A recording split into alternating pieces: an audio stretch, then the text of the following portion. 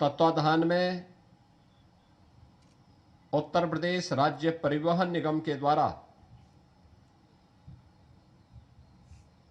110 electric buses का संचालन प्रारंभ हो रहा है। मैं सबसे पहले इस सेवा के लिए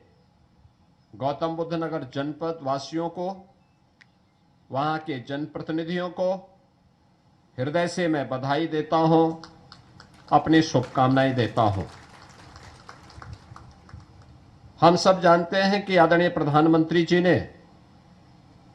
पूरे देश को ग्रीन मोबिलिटी और सस्टेनेबल डेवलपमेंट के बारे में एक विजन दिया। प्रधानमंत्री जी का यह विजन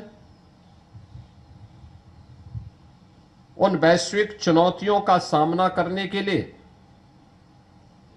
जो जाने अनजाने में भौतिक विकास के लक्ष्यों को प्राप्त करने के लिए दुनिया ने स्वयं प्रदान किए हैं या स्वयं का वर्चस्व स्थापित करने के लिए दुनिया पर युद्ध थोपे हैं। आज उसकी कीमत पूरी मानवता चुका रही है। ग्लोबल वार्मिंग, जलवायु परिवर्तन, इन सब के साथ साथ पश्चिम एशिया में चल रहे गतिरोध, ये सभी चुनौतियां हैं हम सब के सामने, जिनके कारण वायु प्रदूषण की भीषण समस्या,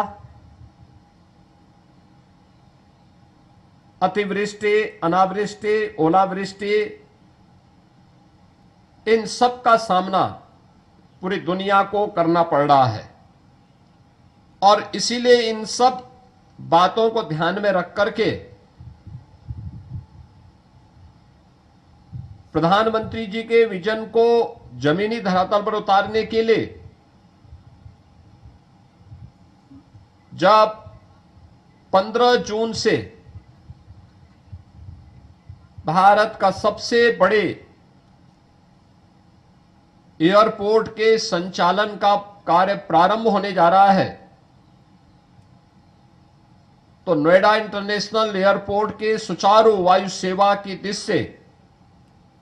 आने वाले जाने वाले श्रद्धालु जनों, नागरिकों और यात्रियों की सुविधा को ध्यान में रखते हुए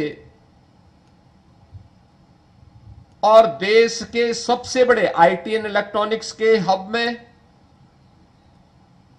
नेट जीरो के लक्ष्य को प्राप्त किया जा सके, इस दिशा में यह प्रयास तीनों अथॉरिटी ने मिलकर के उत्तर प्रदेश परिवहन निगम के माध्यम से प्रारंभ किया है। मैं इस प्रयास के लिए तीनों अथॉरिटी के साथ साथ परिवहन निगम को इस सेवा को शुभारंभ करने के लिए हृदय से धन्यवाद देता हूं। आज आप जानते हैं कि नोएडा, ग्रेटर नोएडा और यमुना अथॉरिटी या IT, electronics, data centre, startups, semiconductor और अन्य औद्योगिक गतिविधियों के देश के अंदर एक बड़े केंद्र के रूप में उभरा है। स्वाभाविक रूप से दुनिया की बड़ी बड़ी कंपनियों को वहां लाने के लिए वहां पर पर्यावरण अनुकूल परिवहन आज समय की मांग है और पर्यावरण अनुकूल समय वहां पे परिवहन की आवश्यकता को ध्यान में रख करके वहां पे मेट्रो का संचालन हमने कुछ क्षेत्रों में प्रारंभ किया है। लेकिन नोएडा इंटरनेशनल एयरपोर्ट के साथ जब तक मेट्रो का संचालन होता है तब तक या उसके बाद भी लास्ट माइल कनेक्टिविटी की दृष्टि से इलेक्ट्रिक बस का संचालन एक महत्वपूर्ण मील का पत्थर साबित होने जा रहा है और 110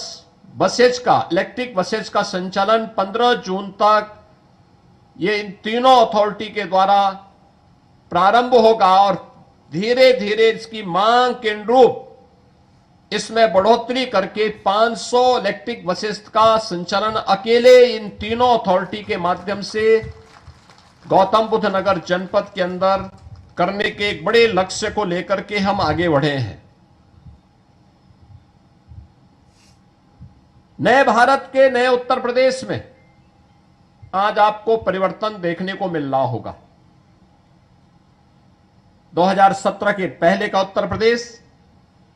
और 2017 के बाद का उत्तर प्रदेश। 2017 के पहले टूटी हुई सड़कें,